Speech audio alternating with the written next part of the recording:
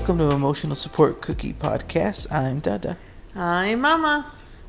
And today we are talking, I guess, a little more on the teacher side of us, but also how it affects parents. Us as parents, as also parents because our son is almost at the school age.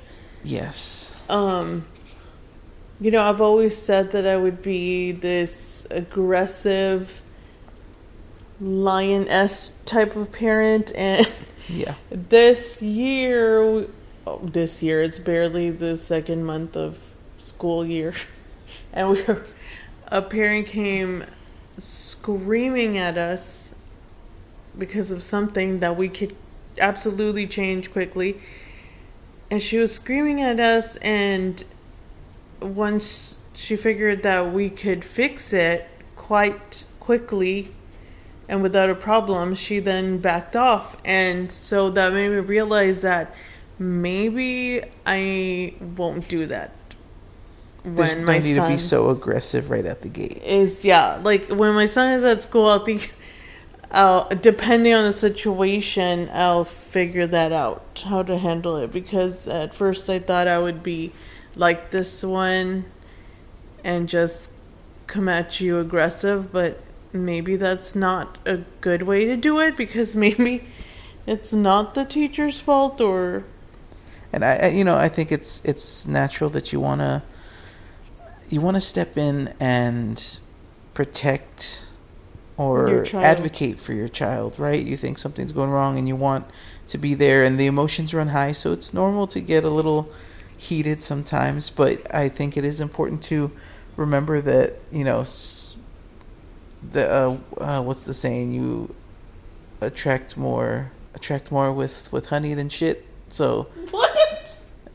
Yeah, you attract more flies with honey than shit, or something like that. It's basically saying it's better to come at things with a nice attitude than I mean, especially crappy. since we didn't know the situation, and this is why this person was so angry. And maybe that was like the counselor's fault. I mean, they should have been more upfront with the teachers, and that's also a problem. We as parents need to make sure that we tell the teachers anything and everything that you see that is important. Like if your child is nervous, or a nervous type of little one that gets nervous with new experiences, or whatever it may be, I think we need to know as teachers. Yes, and I think that's the thing. The thing is, and having the teacher side, noticing the difference in the type of student or the type of child is almost directly correlates with the parents' involvement. And I think that's the very big important part, is like making sure you advocate for your child, and that you, if you have a concern or a worry, or just speaking up for them even before anything becomes an issue. I had already a parent email me letting me know that their child requires, or just to be on the lookout for them. They want to give me a heads up that ADHD and things like that, and just to let me know, sometimes they get fidgety, and to be patient with them, and try to get me on the understanding of who their child is. And to me, like, that spoke volumes as to what kind of parents they are, and really gave me a heads up that this kid is gonna be okay. I really don't think I'll have any worries. And I know sometimes at first glance, it feels like the parents are like, hey, I'm here to warn you that you're going to have issues with this one. But it didn't come across like that. It came across as a parent who was just, wanting to look out for the well-being of their child, and making sure that the teacher understood them. And I already I kind of picked up on some of the tendencies that the parents was mentioning already, since it had already been about 3 weeks with the student, and the student has had no issues with me. In fact, had already kind of addressed some of the things with them by, accommodating them, having some sort of like something to keep them occupied, some sort of fidget device, or something. When they get fidgety, I have like little fidget toys or stuff like that help with students need that. And so I had already kind of ready for it, and then the parents took it a step further. We had our meet the teacher night, and the parents showed up, and not a lot of parents show up to, especially in high school. Meet the teacher night is not it's not popping like elementary is. So meet the teacher in high school is definitely a smaller event, but they showed up. They were the first parents I saw that night, and they came to introduce themselves to me, and I immediately I saw him, and I knew I was like, I approached them as well. Like, you all emailed me, and was talking with the mother, and then both parents, and they were very lovely people, and the child's a great student. And it was a very refreshing and reassuring thing, I think, for mutually for both parties. I felt good knowing that this student had a strong family unit at home that was going to be supportive of him and cared about their education. So knowing that you have a parent that cares about their students or their child's education, I think, is really important, and something that we're obviously going to take forward. Now, obviously, being teachers, we're already going to push for that, and we're going to be very involved. But seeing it from the other perspective, knowing that it does affect, a bit how the teacher kind of perceives how the student is, or expectations of the student.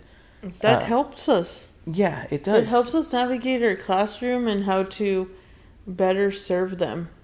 How to manage issues if and when they do arise. It's not an inconvenience at all. I actually love when parents tell me more about their child. And it's cool in middle school because, well, for the type of teacher I am, I do follow them every year. And it is middle school, so I've been with this set of kids since they were in 6th grade. So I know the parents, I know the child, and so I am a huge advocate for my set of kids. And sometimes, of course, parents aren't that involved, but I am. So, and they know that, so they'll come looking for me all the time, the kiddos. And I think it's also important for parents to know that there are teachers that really do advocate for your kids and that do really care about them. Yeah, and I think when baby moves on from daycare into regular school, obviously that transition is going to be a big thing for us. But I think the important thing is, for us, is I know we're probably going to be the type that's probably going to annoy the teacher a little bit, because I think we're going to be asking quite a bit and checking in quite a bit. But I don't even know what school he's going to go to yet. Like the district, the school.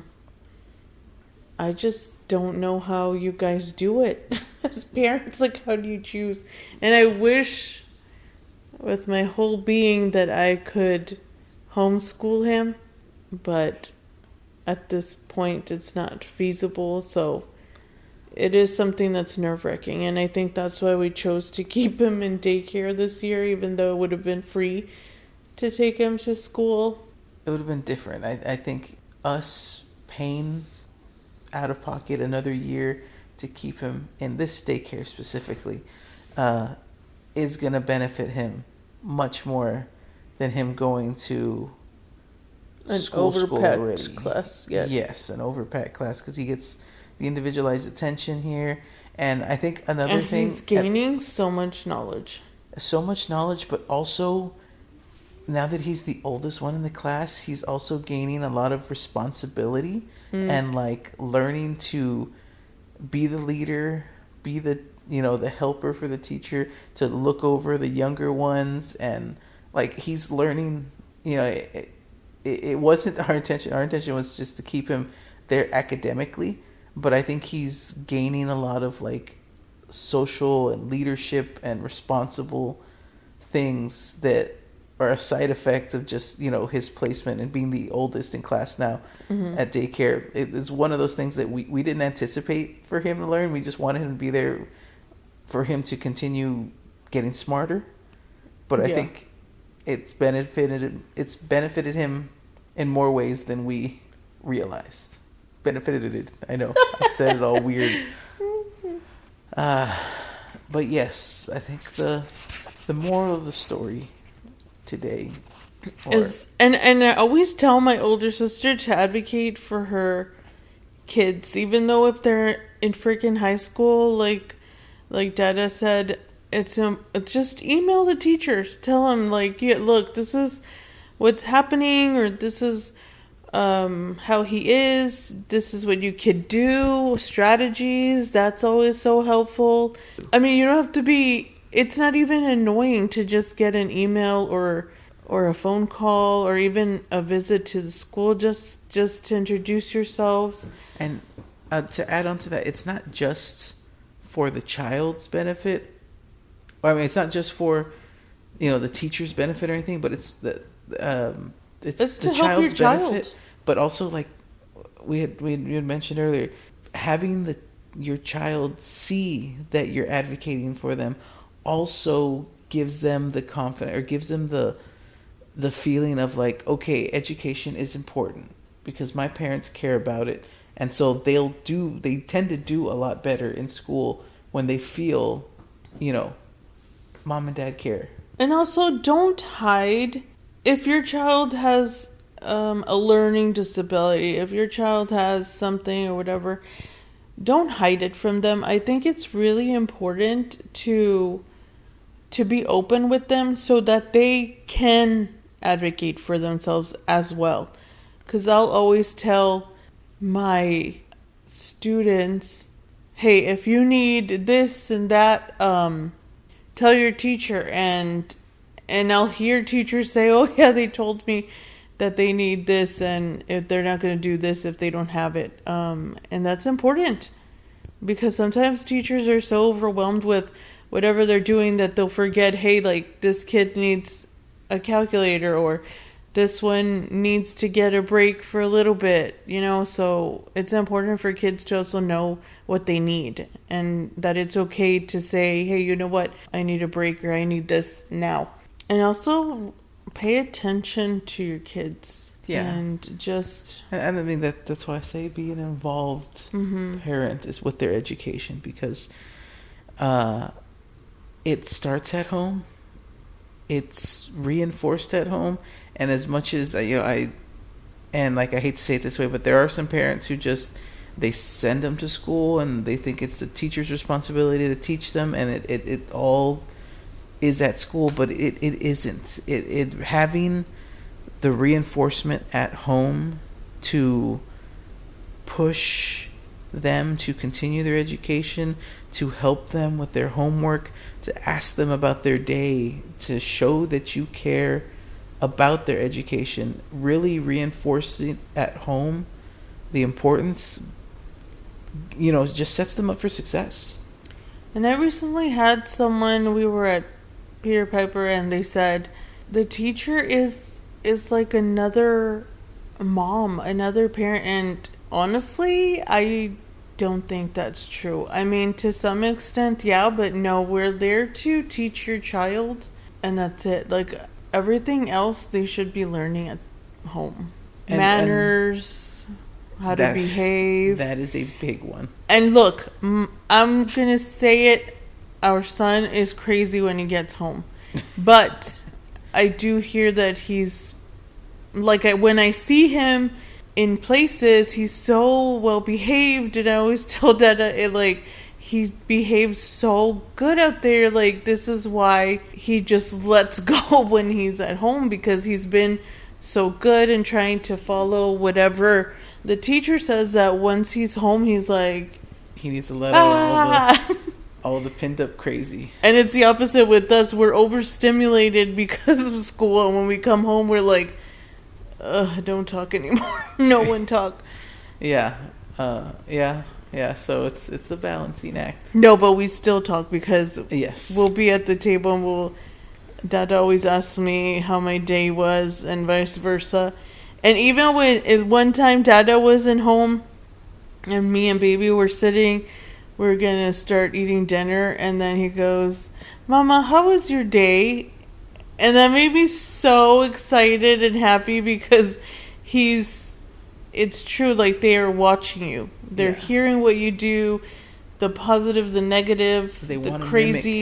mimic. Yeah, And so that's why we have to set good examples at home.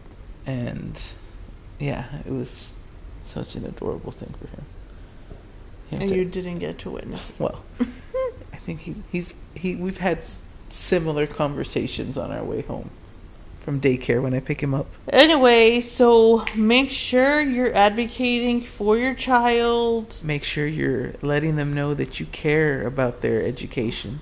And I read somewhere 20 minutes. Just put your phone down somewhere. 20 minutes, go hang out with them, play with them. And you don't even have to talk, they said. And it'll make such a huge difference for them, because they'll know, like, oh, like, this was our time together. Yep. And me and Dada read to the baby every night, night. and we have our little rituals. Mm-hmm. I think that's very important. Yes. But anyway, have a good week. Good day, good week. Good way. Good night. Till we see you next time. I'm Mama. I'm Dada. Bye. Bye.